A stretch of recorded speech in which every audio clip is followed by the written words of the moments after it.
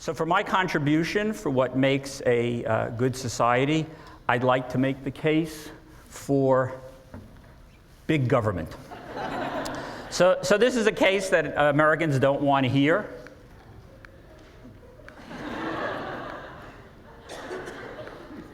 I'm not quite sure how he got there, but he's not an American.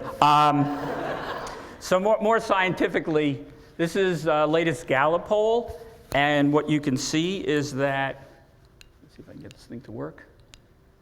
64% of Americans think that the biggest threat to the country is big government. I hope by the end of the talk you should realize that number should be 0. Okay, so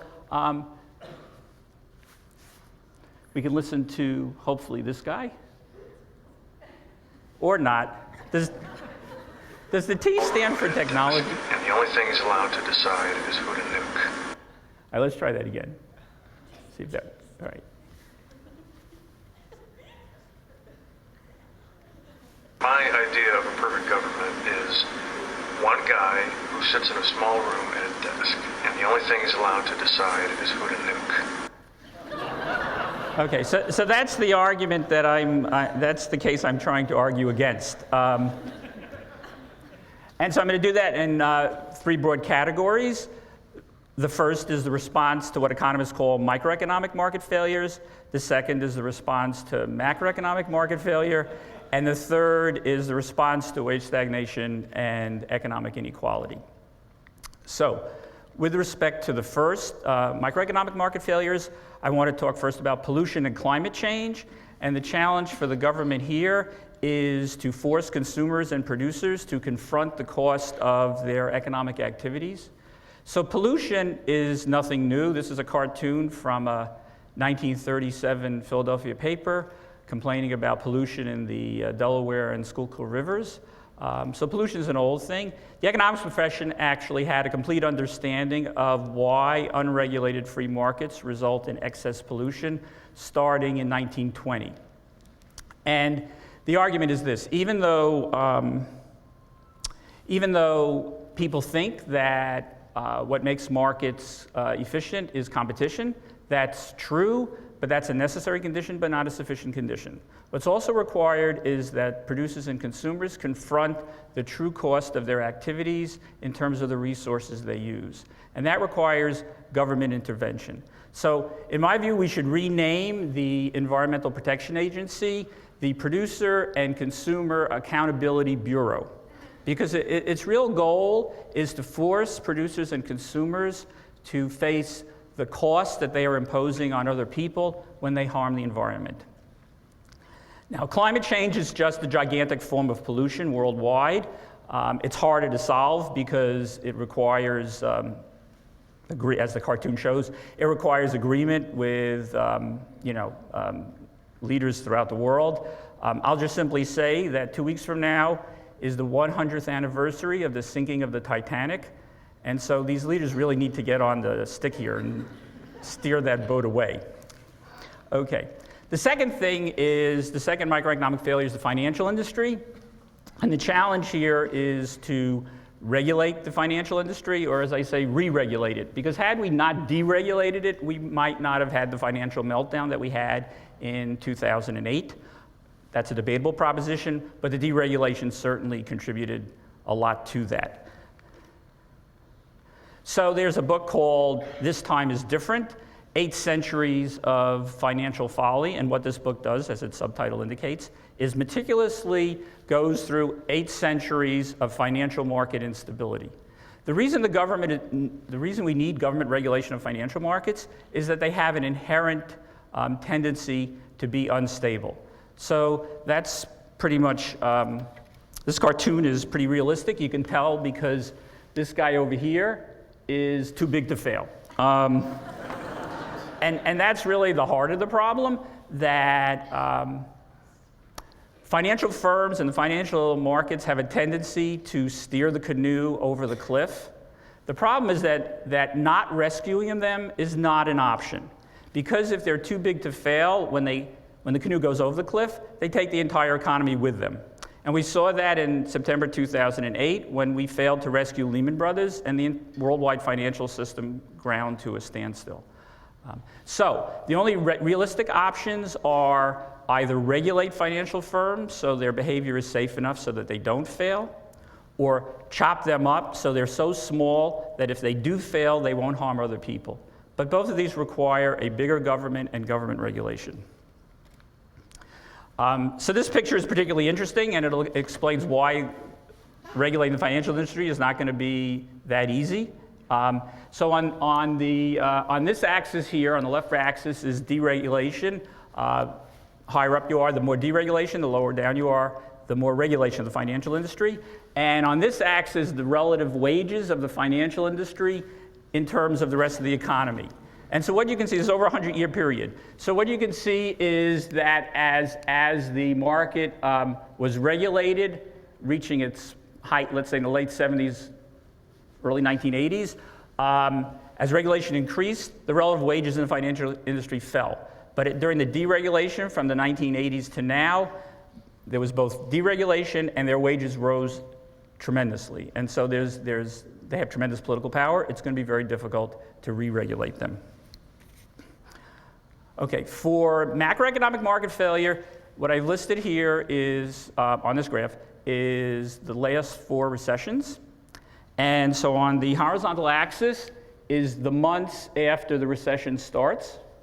And on the vertical axis is the percentage of the labor force, the percentage of jobs that disappeared because of the recession.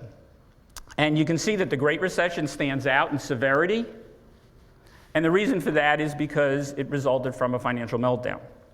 But what I'm more interested in this chart is not the severity of the Great Recession, but the timing, or what I'll call the jobless recovery-ness, the increasing jobless, this is not English, but okay, increasing jobless recovery-ness of the economy from each one of these recessions, one after another.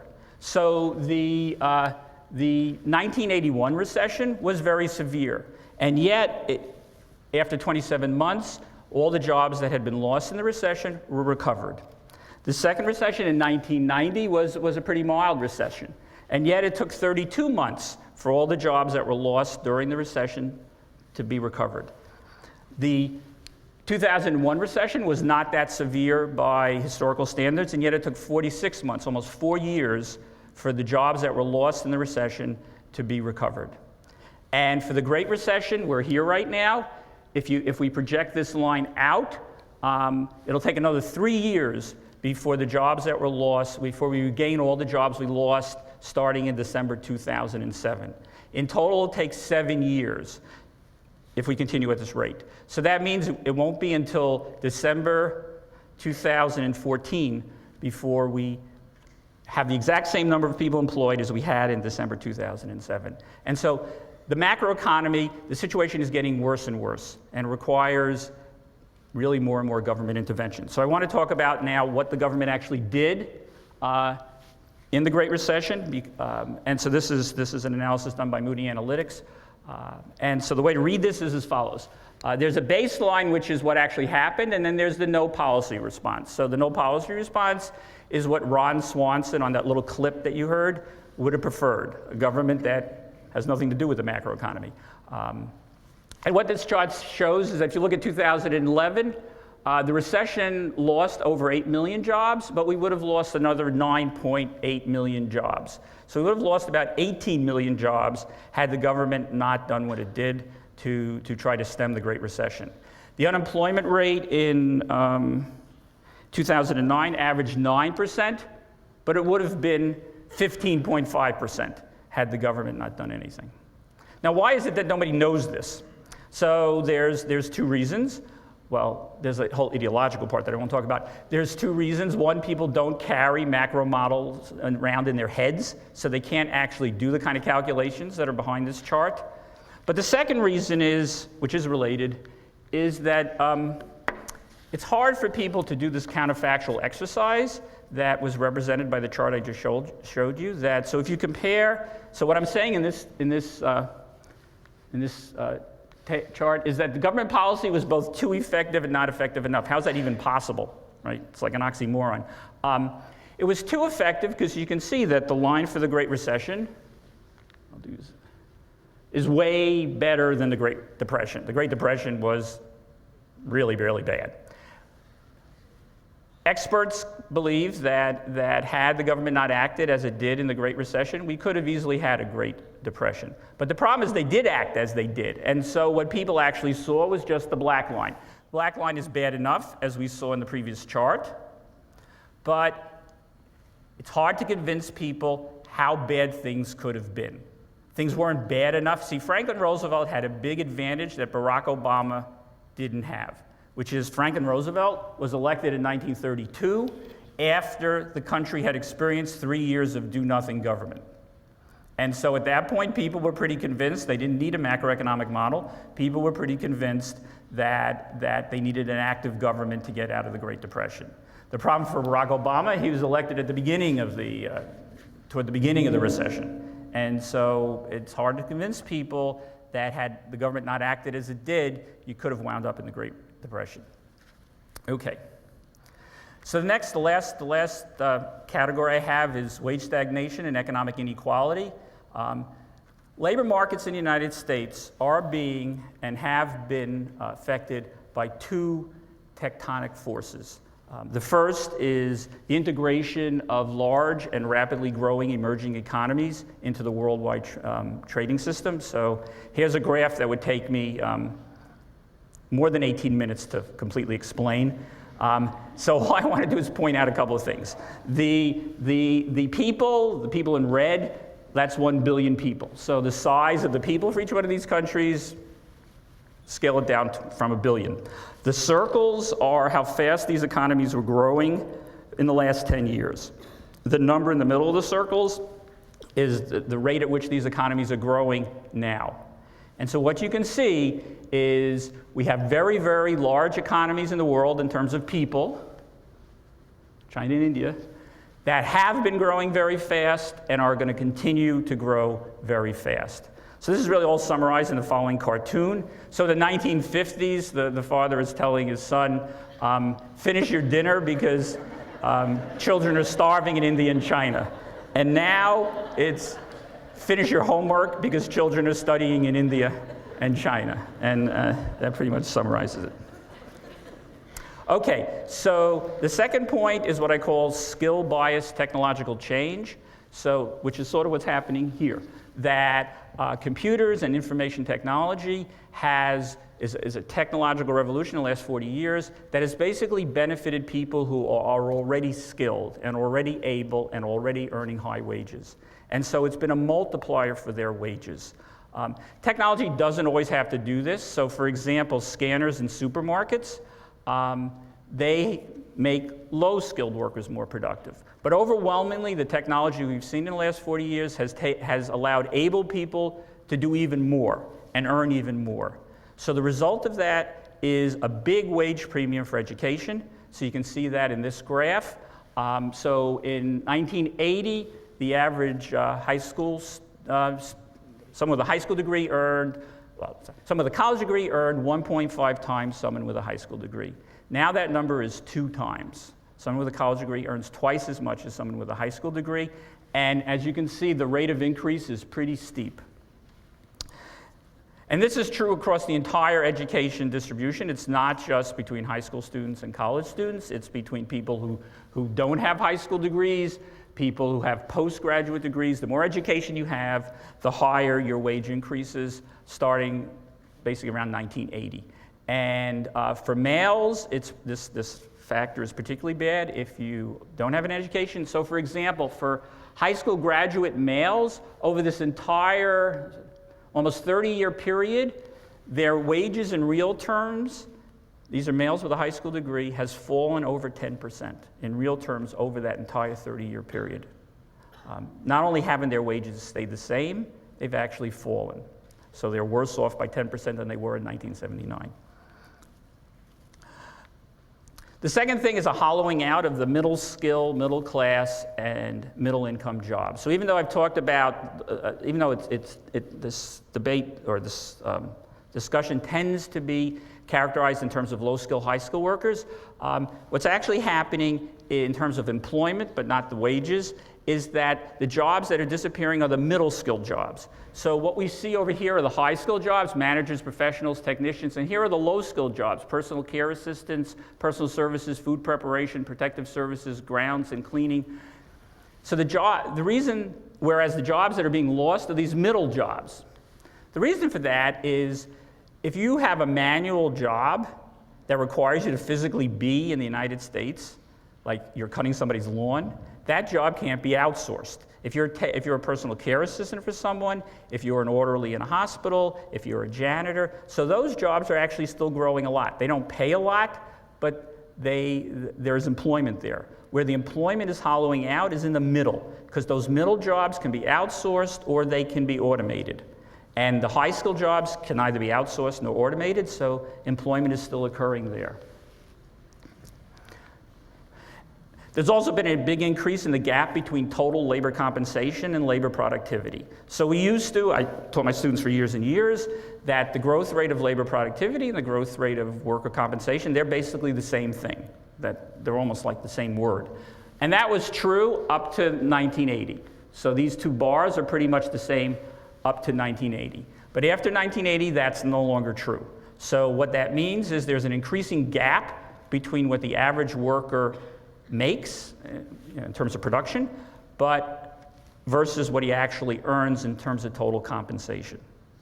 And for manufacturing jobs where workers are competing more directly with workers in factories and emerging economies, that gap is getting wider and wider, more than in the average for the whole economy. So the final thing is an unprecedented decline in labor's share of GDP. So I used to also teach that labor's share of GDP was about 2/3. So that's 66%. That was like the gravitational constant when we teach growth theory in economics. And it was 2/3 for a really long time. There's people in this room who learned 2/3. Then around in the mid-80s, that changed. It started to fall. And then in the 2000s, it fell really rapidly. So now workers are earning about 58% of gross national product. They used to earn 66%.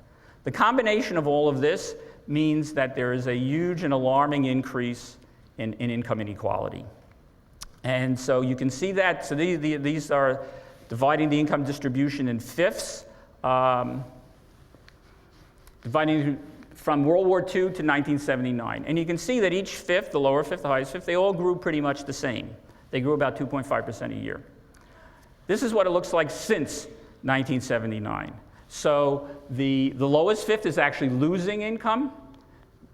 The middle ones are gaining, but not that much, and the top fifth is the biggest winners. If we look at the top 1%, it really is just amazing. And I should say this is after-tax income, so this is after they paid all their taxes that they complain about. Their growth in their income from 1979 is 278%. Okay, so what can the government do about the rise in inequality?